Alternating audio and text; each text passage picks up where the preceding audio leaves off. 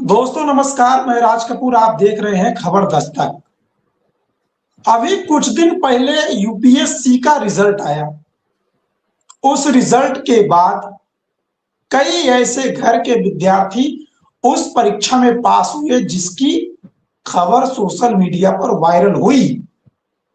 लेकिन उन्हीं खबरों के बीच कई ऐसे अभ्यर्थी भी सामने आ गए जिनके सोशल मीडिया पर यूपीएससी में पास करने की खबर बेबुनियाद और गलत साबित हुई।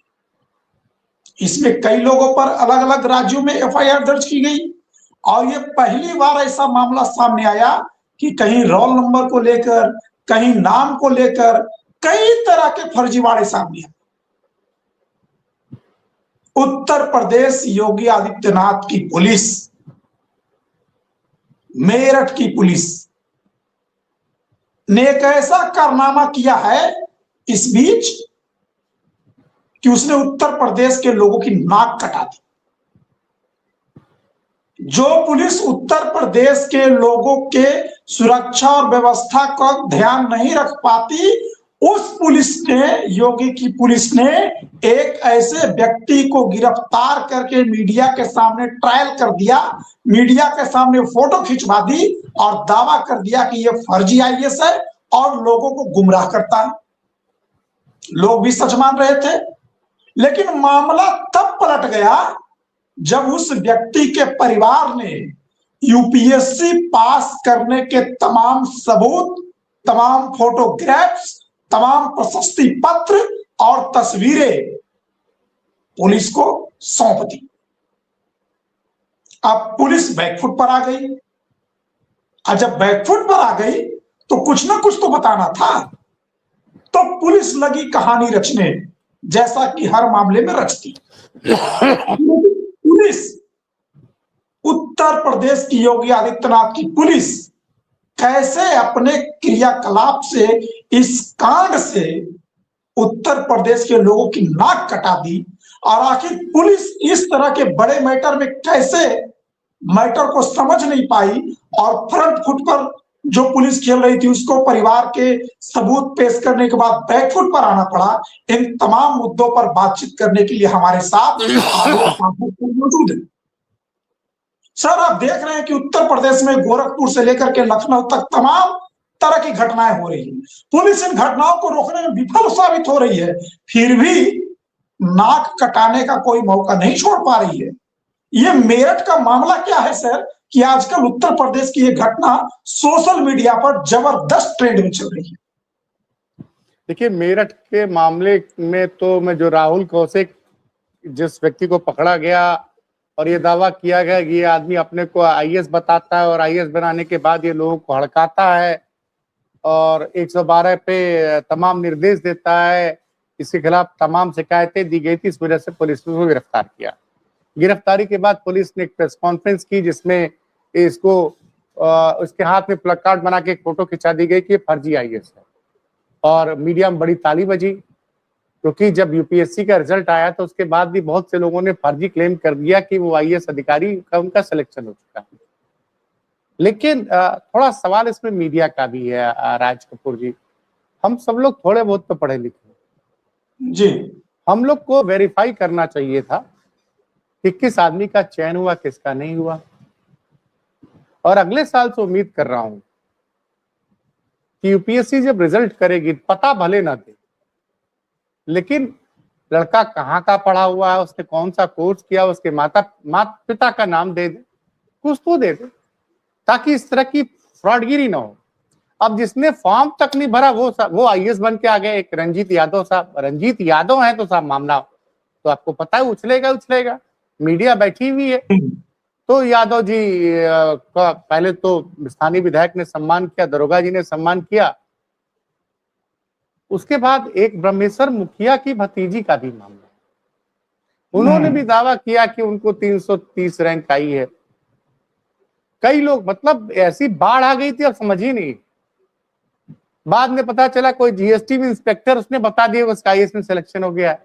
और यहाँ हम लोग ब्रेकिंग न्यूज के चलते लोग इतने परेशान है कि ताबड़तोड़ खबरें चलने लगी। लेकिन पुलिस का दोहरा रवैया देखिए, 10-12 लोगों ने फर्जी दावे किए, लेकिन बिहार पुलिस ने सिर्फ रंजीत यादव को गिरफ्तार किया। मेरा सवाल अपने दर्शकों से है कि जो अपराध रंजीत यादव ने किया वही तो बमेश्वर मुखिया की भतीजी ने भी किया, वो भी वैसे ही एक चपरासी की बेटी ने भी किया और तमाम लोगों ने किया। उन पे क्या कार्रवाई की गई? खैर, इसी बीच ये खबर आई कि मेरठ में एक फर्जी आईएएस गिरफ्तार हुआ। ऐसा नहीं है, फर्जी आईएएस गिरफ्तार होने की खबरें आती हैं, लेकिन यहां इस बार थोड़ा सा मामला पेचीदा। जिस राहुल कौशिक को गिरफ्तार किया गया, उसने 2008 में उत्तर प्रदेश माफ कीजिएगा यूनियन पब्लिक सर्विस कमीशन यानी संघ लोक सेवा आयोग की परीक्षा को पास किया था। उसकी 700 कुछ रैंक थी और उसका चयन भारतीय डाक सेवा इंडियन पोस्टल सर्विस में हुआ। 2008 में उसने सर्विस ज्वाइन की, ट्रेनिंग में गया, सब कुछ किया। 2017 तक उसने नौकरी भी की। उसके बाद उसके खिलाफ कुछ भ्रष्टाचार के आरोप लगे और उसको 2019 में बर्खास्त कर दिया गया। बर्खास्त करने के बाद उन्होंने सेंट्रल एडमिनिस्ट्रेटिव ट्रिब्यूनल में मुकदमा दायर कर रखा है, अभी उस पर फैसला नहीं आया। तो ये दावा करना कि ये फर्जी आईएएस था, पुलिस क्या करती है? पुलिस को लगता है कि बिना कोई जांच तथ्यों की, और सुनिए, और जो भी अधिकारी जिन्होंने बयान दिया वो गस्टेड अधिकारी थे, या तो पीपीएस रहे होंगे या आईपीएस रहे होंगे, मुझे एग्जैक्ट लोकेशन नहीं पता नहीं है। मैं दर्शकों को साफ बता दूं तो पीपीएस आईपीएस जो होता है उसको पता होता है कि किसी तरह से फैक्ट को वेरीफाई कराया जाए। वो आके प्रेस कॉन्फ्रेंस में दावा किए कि ये फर्जी आईएएस है, और सुनिए, प्रेस कॉन्फ्रेंस के बाद वो बंदा कोर्ट में, उसके परिवार वाले जाते, उसको तो उसी दिन बेल मिल जाती, पहली बात। उसके बाद में सारे सबूत रखे गए, और सबूत आने के बाद से कि भैया इस बंदे ने पूरा सच तो नहीं, आधा सच बोला था कि इसने यूपीएससी क्वालिफाई किया था। अब पुलिस का यह दावा है कि वो अपने आप को आईएएस बता के लोगों को हड़काता था। इसका पुलिस कोई प्रमाण नहीं दे पाई कि कोई उसकी ऑडियो रिकॉर्डिंग हो या वीडियो रिकॉर्डिंग हो। ऐसा कोई पुलिस अगर होता तो अब तक चालू हो गया होता। खैर, जब से यह मामला हुआ कि राहुल कौशिक, जिनको फर्जी आईएएस बना के गिरफ्तार किया गया था, उसने आईएएस और अलाइड सर्विसेज की परीक्षा पास किया था, उसका सिलेक्शन हुआ था इंडियन पोस्टल सर्विसेज में, और उसने ट्रेनिंग भी ली बकायदे। 2017 तक वो नौकरी भी किया। तो ये जल्दीबाजी में क्यों ये सूचना छिपाई गई? और ये कोई दरोगा नहीं कर रहा था प्रेस कॉन्फ्रेंस की, दरोगा ने क्लेम किया। और दरोगा भी अगर कोई प्रेस कॉन्फ्रेंस करता है तो उच्च अधिकारियों की अनुमति के बगैर नहीं करता है। तो कैसे गलत सूचना दी गई? ये तो वही होता उत्तर प्रदेश में कि किसी अपराधी को पकड़ लिया जाता है कि इसने इस व्यक्ति की जान ली और गिरफ्तार होकर जेल चला गया, और 2 साल बाद कोई और मुजरिम पकड़ा जाता और वो पता चलता कि नहीं, इसने जान ली थी। ऐसे कई केसेस आप गूगल पे सर्च करेंगे, मिल जाएंगे। उत्तर प्रदेश पुलिस क्या चीज है, जरा इसको समझिए राज कपूर जी। 17-18 फरवरी 2024 में कभी नहीं भूलूंगा। 17 फरवरी 18 फरवरी 2024 को उत्तर प्रदेश पुलिस भर्ती परीक्षा का एग्जाम हुआ था। 50 लाख परीक्षार्थियों ने परीक्षा दी। जैसे ही परीक्षा शुरू हुई, पहले ही फेज में आने लग गया कि पेपर आउट हो गया, पेपर लीक हो गया। न 17 तारीख को पुलिस ने एक्सेप्ट किया, न 18 तारीख को एक्सेप्ट किया। हमारे मूछ वाले डीजीपी साहब, जो योगी जी की बड़े करीबी है, वो तो कह दिए कि नहीं, पेपर लीक हुआ ही नहीं है। और साहब, पूरे उत्तर प्रदेश में हर जिला मुख्यालय पे 20 से लेकर 50,000 छात्र धरनों पर बैठे। आप उनकी बात कर रहे हैं? हाँ, उन्होंने कहा था कि कोई पेपर लीक नहीं हुई। मुख्यमंत्री ने भी कहा कि कोई पेपर लीक नहीं हुई। लेकिन जब चुनाव सामने था और प्रधानमंत्री के पास आईबीएस रिपोर्ट आई कि साहब ये तो पूरे प्रदेश में हर जिले में 25 से लेकर 50,000 छात्र धरने पे बैठे हुए हैं दिन रात, और कहीं न कहीं केंद्रीय एजेंसी ने बता दिया प्रधानमंत्री जी को ये पेपर लीक हुआ। तब मुख्यमंत्री जी ने, तब बनारस से प्रधानमंत्री आए हुए थे, वहां पे प्रधानमंत्री ने शायद निर्देश दिए, तो मुख्यमंत्री ने फिर भर्ती परीक्षा रद्द की। तो ये वो पुलिस है, ये वो पुलिस है। आप सोचिए, कल गोरखपुर की घटना जिसको मीडिया ने दबा दिया, और आज जो सच सामने आए हैं कि अभी गोरखपुर की किस तरह से राजकुमार चौहान नामक भारतीय जनता पार्टी के पूर्व सभासद को दौड़ा दौड़ा के 3 लोगों ने 300 मीटर तक दौड़ा के धारदार हथियारों से उसकी जान ले ली। किसी ने उसकी कोई मदद नहीं की। अब आज गोरखपुर पुलिस ने शाम को दावा किया कि ये 2 जो है डंपर के ड्राइवरों ने मिलकर उसको मारा है। पता नहीं कितना सच है कितना गलत है, लेकिन पुलिस ने उस केस को खोलने का दावा किया। उत्तर प्रदेश पुलिस और प्रशासन कैसे काम करता है। एक पत्रकार है पंकज टिब्रेवाल जी, उनका घर ही इन लोगों ने अतिक्रमण के नाम पर तोड़ दिया, मौका भी नहीं दिया। पंकज टिब्रेवाल मजबूत टाइप के आदमी थे, चले गए हाई कोर्ट सुप्रीम कोर्ट मुकदमा जीत गए, और राज्य सरकार के ऊपर सुप्रीम कोर्ट ने कहा कि इनका मकान तोड़ा बनवाओ और 25 लाख रुपए जुर्माना लग दो। अब देखिए ना कितनी बुरी तरह से हाई कोर्ट ने टिप्पणी की है कि हिंदुस्तान में 2 मजहब के लिए 2 तरह के कानून नहीं हो सकते हैं। और संभल के डीएम एसपी को क्या बोला कि अगर आपका काम है त्योहारों में शांति व्यवस्था बरकरार रखना, न कि ये तय करना कि कितने लोग पूजा करेंगे कितने लोग नमाज पढ़ेंगे, और नहीं कर सकते हो तो आप इस्तीफा दीजिए, घर जाइए, ट्रांसफर लीजिए। तो उत्तर प्रदेश में ये जो घटना हुई है आईएएस वाली, अब ये कौशिक साहब जो गिरफ्तार हुए, राहुल कौशिक साहब, सोचिए उसको इस तरह से खड़ा कर दिया गया। पता चला परिवार वालों ने बताया कि वो थोड़ा मानसिक डिस्टर्ब रहते हैं, उनका इलाज भी चल रहा है।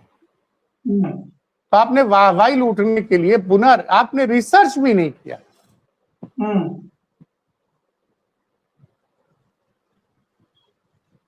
बिना तथ्य के आपने गिरफ्तारी दिखा दी, जैसे उसके ऊपर किसी की जान लेने का आरोप लगा था जी, या उसके ऊपर डकैती का आरोप था। क्या जरूरत थी प्रेस कॉन्फ्रेंस करके। अभी एक अधिकारी था जिसके ऊपर ये आरोप लगा कि उसकी आंख में कमी है और उसके फर्जी मेडिकल के जरिए वो नौकरी कर रहा है। जब उसके भाई ने ये शिकायत की कि इसका मेडिकल बोर्ड से जांच होनी चाहिए, तो वो मेडिकल बोर्ड के सामने सम्मिलित नहीं हो रहा है, वो जांच नहीं हुई। लेकिन उसने ये कहते इस्तीफा दे दिया कि मैंने योगी जी का नमक खाया, शंकराचार्य जी योगी जी का अपमान कर रहे हैं, मैं बर्दाश्त नहीं कर सकता हूं, इसलिए मैं इस्तीफा दे रहा हूं। ये उत्तर प्रदेश है। यहाँ अधिकारी जनता का नमक नहीं खा रहे हैं, यहाँ अधिकारी जनता का नमक नहीं खा रहे हैं। चाहे अधिकारी हो चाहे मुख्यमंत्री जी हो, 100 करोड़ के हेलीकॉप्टर में चलने वाले हमारे आदरणीय मुख्यमंत्री जी हो, सबके सब जनता का नमक। वो 24 घंटा जो मुख्यमंत्री जी को सुरक्षा मिली रहती है, 24 घंटा जहां चाहते हैं वो 100 करोड़ के हेलीकॉप्टर उड़ते रहते हैं।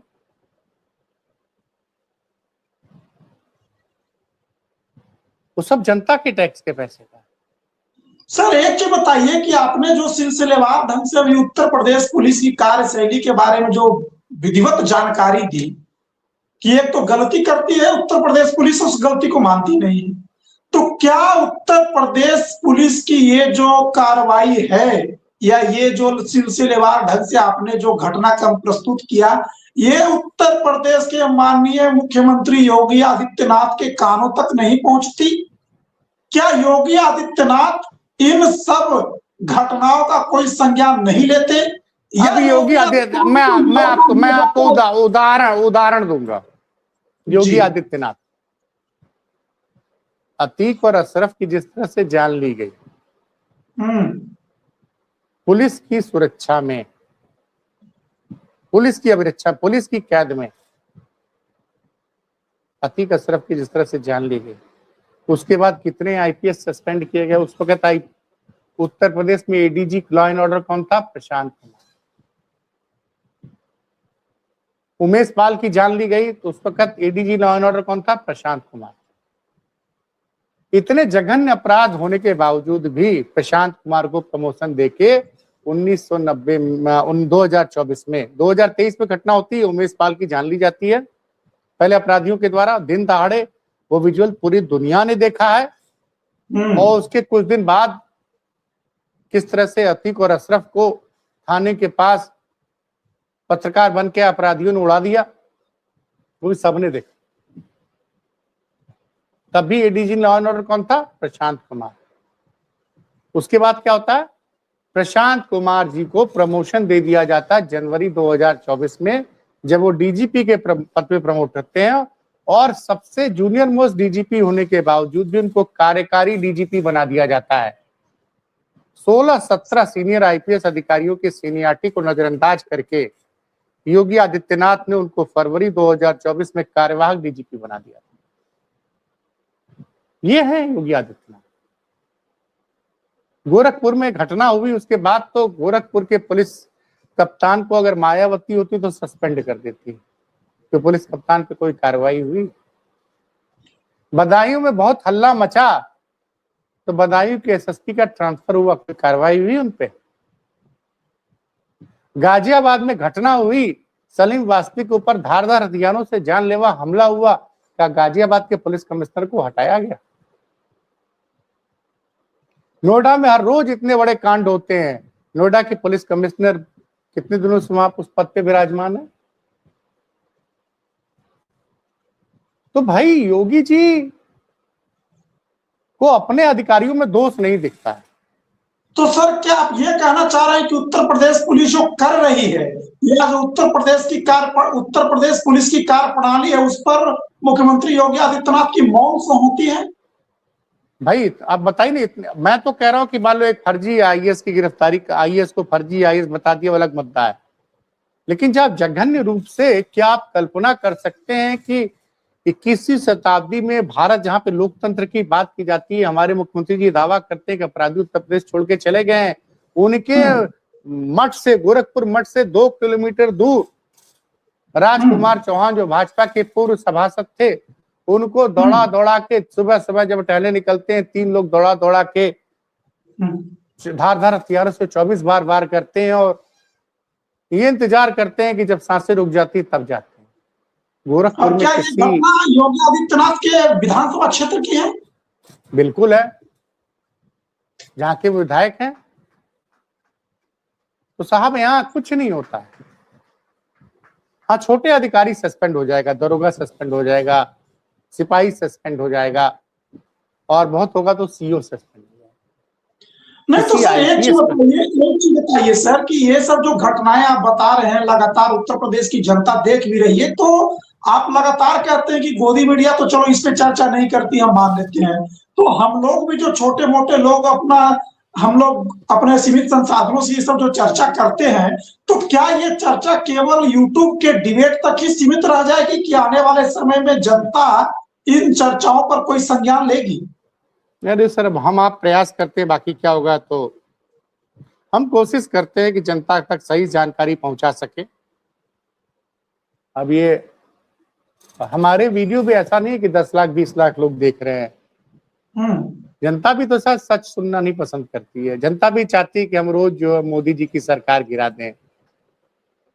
जनता ये चाहती है कि हम रोज बताएं कि नीतीश कुमार ने आज जो है एनडीए से समर्थन लेने का, वापस लेने का मन बना लिया है।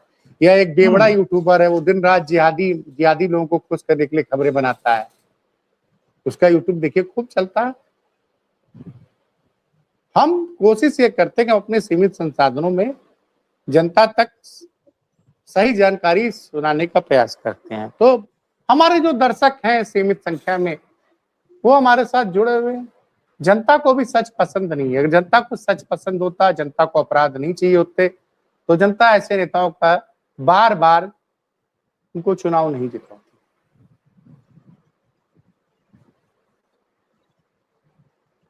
आप देखिए ना, कितनी ताली पीटी गई थी।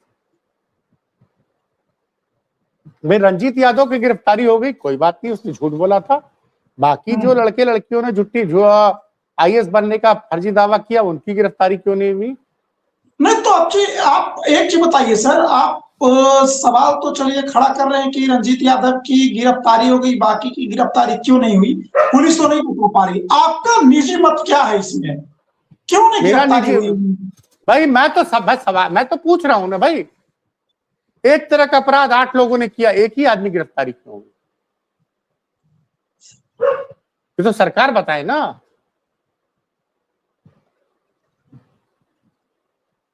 ये विपक्ष पूछे सवाल ना, हमने तो जानकारी दे दी। हम छोटे मोटे लोग आपको जानकारी दे सकते हैं, फैसला जनता करे और विपक्ष करे। हमारा काम आंदोलन चलाना नहीं है साहब। नहीं सही बात, नाम आंदोलन, हम क्यों नाम आंदोलन चला सकते हैं। हमने बोला कि ये सच है कि वो आईएएस नहीं था राहुल कौशिक, लेकिन उसने यूपीएससी की परीक्षा पास की थी और वो इंडियन पोस्टल सर्विसेज का एम्प्लॉय था और उसके बाद वो सस्पेंड था, बर्खास्त चल रहा है। हमने पूरी सच रखा ना जी। लेकिन ये कहना कि फर्जी आईएएस है, तो ये भाई मीडिया के जाने के पहले फैक्ट्स वेरीफाई कर लेते ना। तो ये हकीकत साहब यही है। हम लोग तो कल ईरान, जो गोरखपुर वाली जो घटना की जिक्र की, जो योगी आदित्यनाथ के विधानसभा क्षेत्र में हुआ है, क्या योगी आदित्यनाथ ने उसके लिए कोई ट्वीट किया, कोई संवेदना प्रकट की या पुलिस को कोई निर्देश दिया? अभी कोई जानकारी नहीं है, कैसे होगी? नहीं तो क्या ये घटना योगी आदित्यनाथ तक पहुंची नहीं? मुझे नहीं लगता।